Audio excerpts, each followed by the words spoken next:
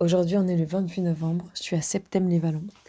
Et ça va faire 1 mois et demi que je suis partie de Paris avec mon drapeau de la Palestine, avec comme objectif de rejoindre Marseille. Et si tout se passe bien, je devrais y arriver ce soir aux côtés d'Alain et de Louisa, qui est une jeune femme qui me suit sur Insta et qui m'a proposé de nous rejoindre pour la dernière journée de marche. Bonjour madame, vous cherchez quelque chose? Vous avez quelque chose à dire madame? Oui. Ah oui, d'accord. Très bien, merci. Salut Louisa! Salut! Alors on est en train de sortir. Septem et Carole qui nous a accueillis hier soir est en train de faire partie du cortège. Elle ne le sait pas encore mais elle va venir jusqu'à Marseille avec nous. Non, je rigole, c'est pas vrai. Mais voilà, il y a Louisa qui nous a rejoint avec son beau drapeau. Et voilà. Mairie de Septèmes-les-Vallons, mairie communiste. Une des rares mairies communistes, hein, c'est ça? Bravo. Bah merci beaucoup Carole. De rien. Bonne route. Ouais. Et puis demain, j'essaie de... De venir à trop bien. À 11h, Porte d'Aix. 11h Porte d'Aix, ok. On arrive! Marseille, nous voilà. Alors vos drapeaux, je les trouve magnifiques. Voilà, c'est ce que j'ai à dire. Merci beaucoup. Dans les autres villes, je sais pas où ça en est, mais je sais qu'à Marseille, ça boycotte beaucoup quand même. Ouais. Et il y a un vrai mouvement par rapport à ça, vous voyez. Je sais que ça partage beaucoup les enseignes qu'il faut éviter. Oui. Ça partage beaucoup ce qui se passe là-bas, ce qu'on ne nous montre pas. Et Tu saurais en dire quelques-unes des enseignes qu'il faut boycotter? bah ouais, comme par exemple Coca. Je sais qu'il y a Fanta qui est avec Coca aussi. Du coup, c'est pareil. Il y a McDo, il y a Carrefour, ouais, il y en a plusieurs. Mais il y a Très beaucoup bien. de listes qui tournent, vous savez. Il y Ouais. a même des applications. Alain est parti en mode mécano. Voilà. Ça a l'air de lui plaire. Hein. Ah oui. Tu sais, le boycott, je pense que ça fonctionne parce qu'il y a des magasins, je me souviens plus des enseignes, mais il y a des magasins qui ferment. Il y a des enseignes qui ferment dans des endroits où le boycott est fort. Moi, ce que j'ai vu par rapport au boycott récemment, c'est que je pense que, et c'est juste mon avis, on va pas démarrer. Mon avis, c'est que j'ai remarqué qu'il y a eu un gros boycott par rapport à McDonald's. Et ils essayent de faire en sorte que les McDo deviennent halal. 3 jours Pour justement récupérer, je pense, la communauté musulmane. Je sais pas si ça va marcher, mais en tout cas, je sais qu'à Paris, ils en parlent beaucoup. Du coup, ça veut dire que logiquement, s'ils essayent de faire ça, parce que je pense pas qu'ils l'auraient fait s'il n'y aurait pas eu ce boycott, vous voyez, c'est qu'ils ont sûrement eu des pertes. C'est ce que je pense en tout cas. Mais reste à voir.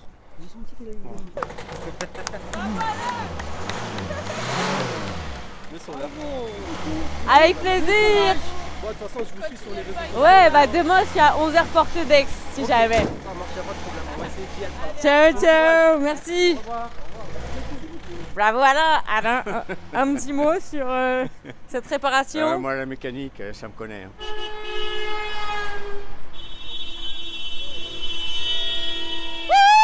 Et Palestine!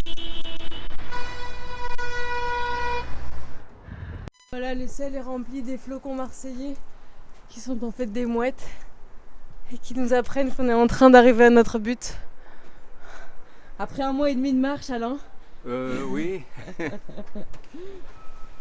sais comment je t'ai connue? Non? C'est grâce à Franck de Chacapon que je suis ici. Mais non! Oui, merci Franck. Ah, trop bien! C'est un artiste engagé qui partage des stories très intéressantes, très éducatives et qui a partagé tes vidéos.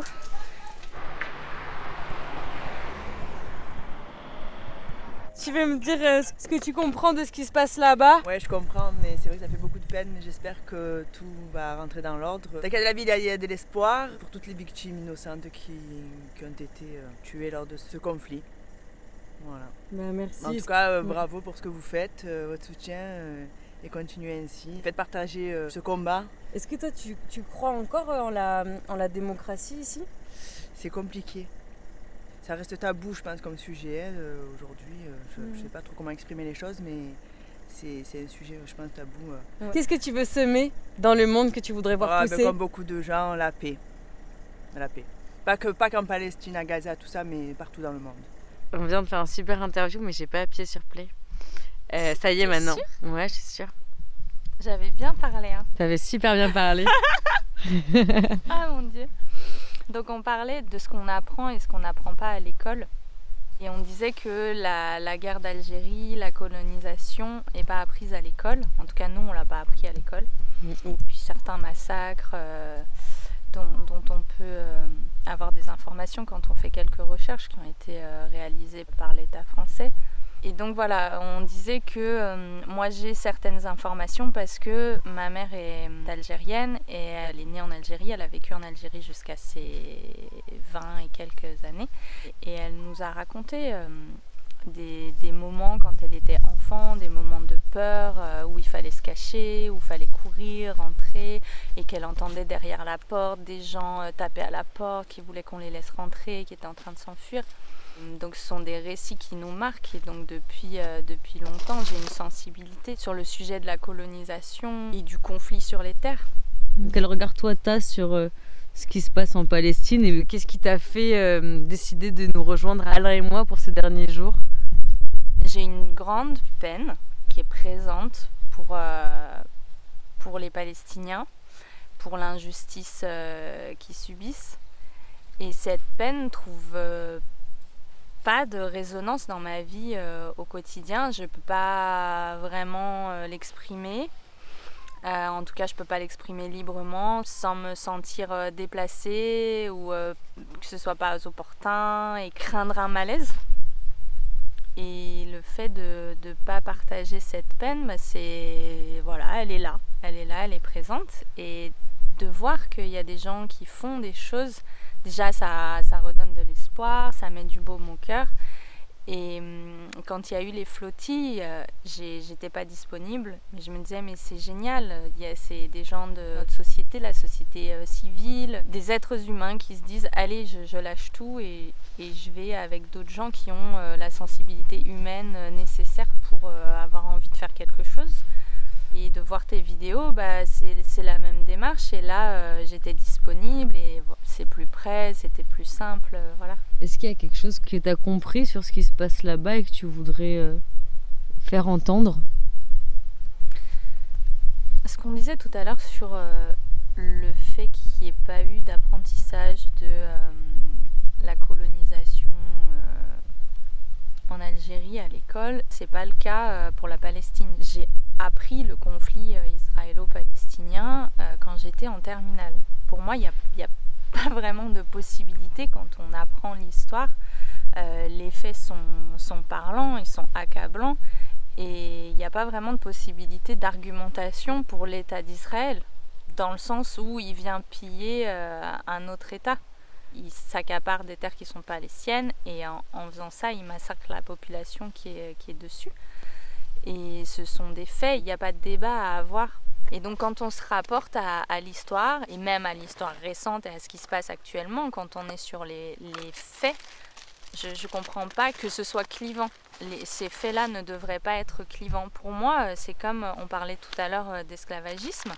Bon, bah, à l'époque, il y avait des personnes qui bénéficiaient du système d'esclavagisme, qui étaient pour, ça leur convenait bien. Mais quand on a reconnu que c'était pas une bonne pratique, aujourd'hui on n'a pas... Enfin, j'espère que c'est plus entendable d'avoir un débat pour savoir si l'esclavagisme c'est bien ou pas. Et là, la colonisation, je pense qu'aujourd'hui aussi, il y a un consensus sur le fait que la colonisation, elle affecte les peuples qu'on vient coloniser, surtout quand on les massacre, quand on les bombarde. Et donc je comprends pas le débat actuel et la sensibilité qu'il y a sur un sujet qui est factuellement prouvé et les preuves en plus sont en nombre. Donc, Pour toi, la terre, ça appartient à qui? Comment on pourrait verbaliser le droit d'appartenance à une terre? Déjà, on peut faire l'inverse, dire déjà la terre, elle appartient pas à ceux qui l'ont volée, déjà. Alors après, la solution, c'est de dire ça appartient à ceux qui la travaillent. Seulement, s'ils la volent pour la travailler, c'est pas juste non plus, ça colle pas. Donc on a toujours volé la terre à quelqu'un de toute façon, enfin souvent.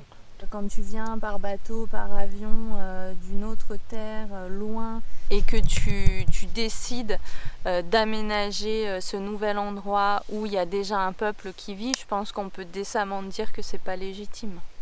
On devrait ne pas pouvoir appartenir à celui qui débarque, comme les Français qui débarquent en Algérie, qui volent la terre. Ils n'ont jamais été là, ils n'avaient jamais été là en plus. Ils ne peuvent même pas dire c'est notre terre parce qu'on y était. Non, ils la prennent au nom de que de toute façon c'est les Arabes, ils cultivent que des cailloux et que nous, les Français, on va faire du bon. Non, mais c'est vrai. Hein. Est-ce que par hasard, on pourrait dire que le droit au retour il est légitime pour une personne qui a existé sur cette terre?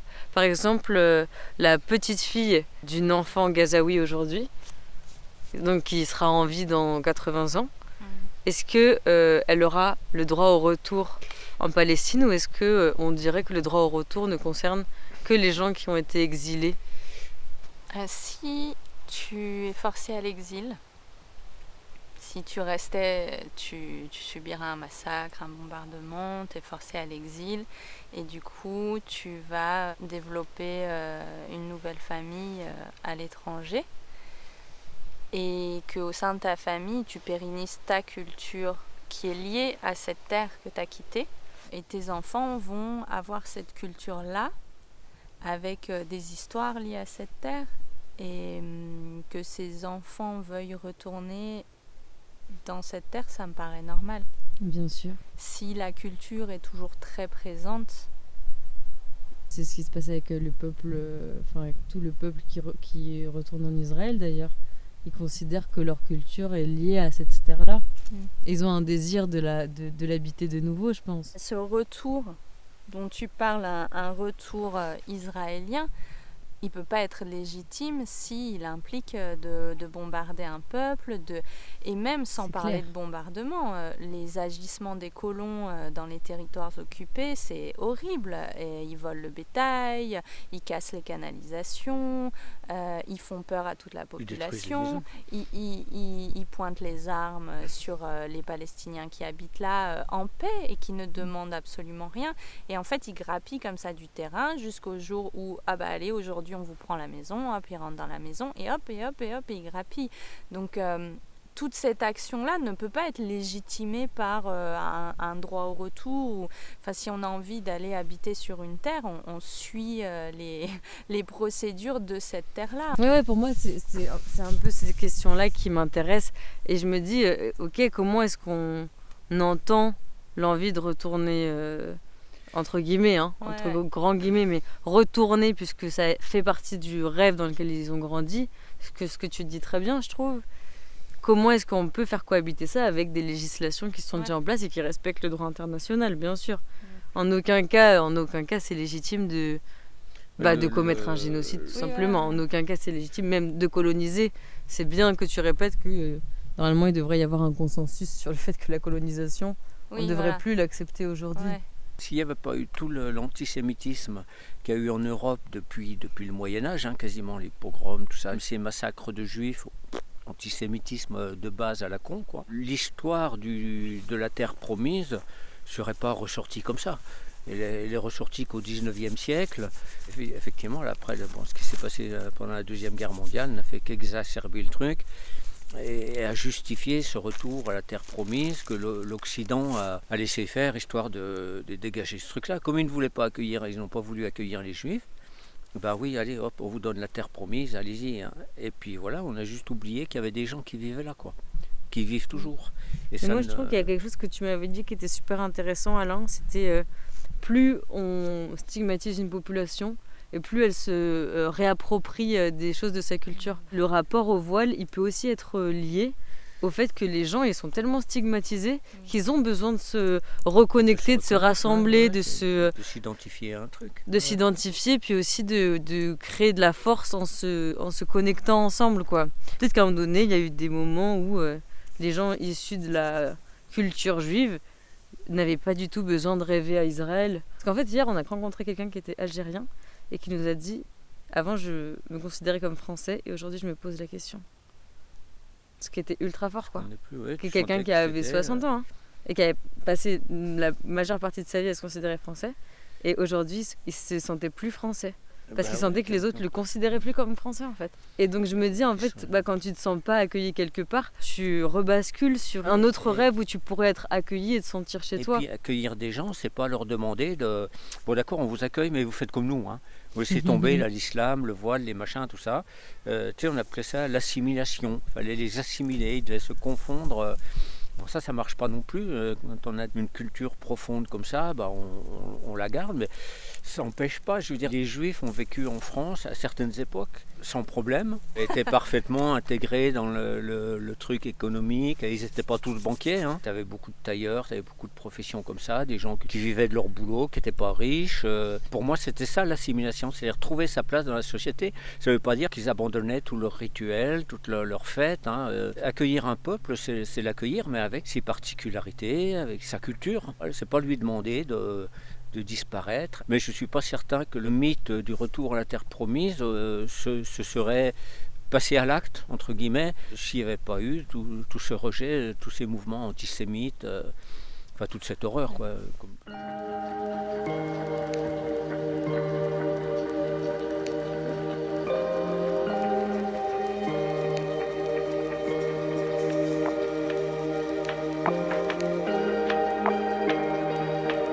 Regardez-moi, c'est Pierre Alain.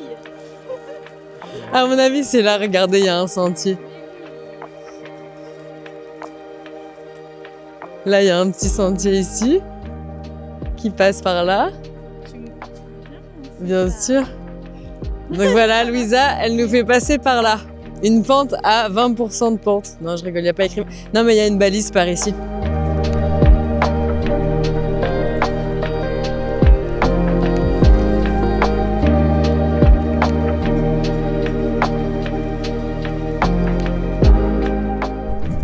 Là, on arrive à Marseille pour de vrai. Hein.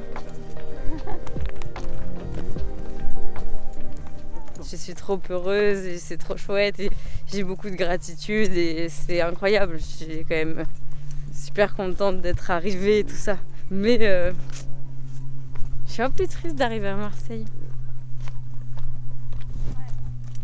Mais bon, demain c'est la grande marche, on sera tous ensemble pour... demander l'application du droit international et le retour de la sécurité pour les Palestiniens. Donc ça sera beau aussi. Ça sera beau.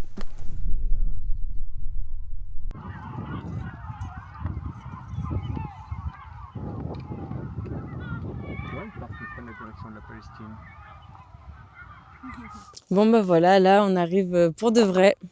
Qu'est-ce que t'aimes bien dans notre convoi ? La mixité, la différence et la réunion. Tu vas pleurer quand on va se quitter ? Ouais. Oh non. Pas sur le moment, mais après, oui. Oui. Oh, oui. Tu connais pas l'histoire de Pagnol? Bah si. Ah. Il y a quelqu'un qui vient de s'arrêter et qui a dit « C'est quoi ce drapeau ?» Je lui ai dit « C'est le drapeau de la Palestine ». Il a dit « Mais ça n'existe pas la Palestine ». Tu comprends toi pourquoi ils sont en train de faire ça ? Ouais, parce qu'ils veulent récupérer Gaza. Ils veulent tout raser. Tu crois encore en la démocratie toi ? Non, c'est faux. C'est Ok. faux. C'est faux. C'est une embrouille. Et qu'est-ce qu'on peut faire nous, tu penses ? On peut rien faire. À part une révolution. Ils ont peur. Et ouais. Qui a peur, tu Tous penses ? les gens, le peuple, ils ont peur. Ils ont trop un bien-être. Ils ont Netflix, ils ont Uber Eats. Ils sont bien chez eux. Et ils veulent pas qu'on leur enlève ça. C'est pour ça. Qu'est-ce que tu voudrais semer ? Qu'Allah vous facilite à tous. Free Palestine. Ah, vous voulez dire un mot pour la Palestine ? Non, moi je veux dire un don. Vous savez qu'on peut plus rien dire maintenant. Ouais. Ça sert à rien. Il y a un Après- déséquilibre grave. Ils ont tué Après, ils deux disent Palestiniens. liberté, égalité. Ils ont exécuté 2 Palestiniens. Il a levé le tricot, comme quoi il avait rien, tout ça. Ils les ont menés d'un coin, à plat ventre, ils les ont exécutés. Oui, bien sûr. Et il n'y a rien, hein. Y a rien. C'est des animaux qui sont tués, c'est des bêtes. Quand il faut un génocide, personne ne dit rien. Mais c'est grave. C'est grave. En même temps, ils musellent les gens ils ont peur de parler aussi. C'est Hein. grave, oui, mais c'est ça. Mais Ils c'est contrôlent tout. La télé, c'est à eux, la radio, c'est à incroyable. eux. C'est incroyable. J'aimerais bien que ça change. Comment ? C'est que les États ils s'unissent tous ensemble et qu'ils arrêtent de se faire du mal tous ensemble, quoi. Qu'ils soient unis, c'est que la vie continue, quoi. Pourquoi nous à Marseille, par exemple, on s'entend tous entre nous, On voit n'importe quelle personne venue de là où vous voulez, ben, on est bien avec eux. Qu'est-ce que tu comprends de ce qui se passe en Palestine aujourd'hui? Je comprends pas. Après ça, c'est des guerres qu'il y a depuis très longtemps. Ça vient pas de maintenant. Après, ça nous fait très mal ce qui se passe dans le monde. On peut rien faire. Nous, on est nés ici en France, par exemple. Pourquoi les gens ils se déchirent comme ça, quoi? Ils se font du mal autant. Voilà.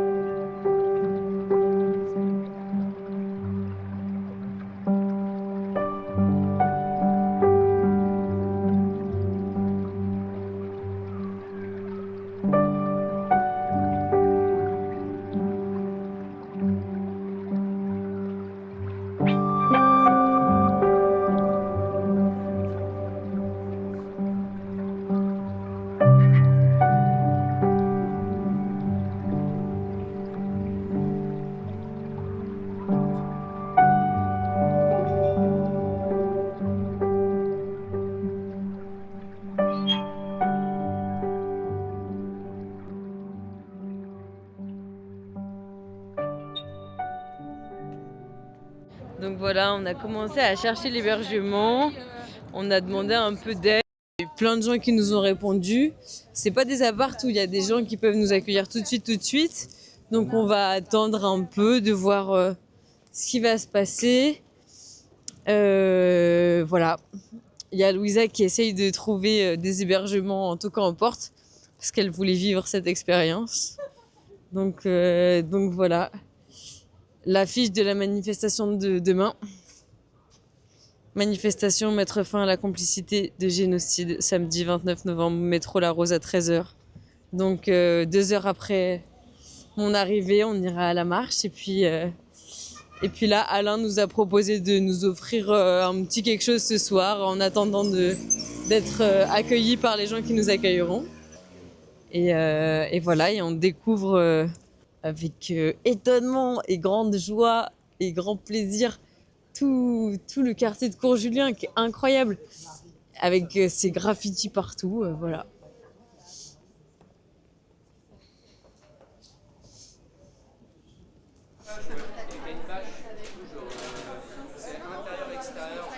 Petite pensée à ma sœur qui voulait venir m'accueillir à Marseille depuis Bruxelles. Je lui ai dit que c'était beaucoup de trajets, mais voilà, c'est au resto auquel on a mangé, ça s'appelle Les Deux Sœurs, et elle m'a soutenue tout le long de ce mois et demi, donc grosse pensée à ma grande sœur.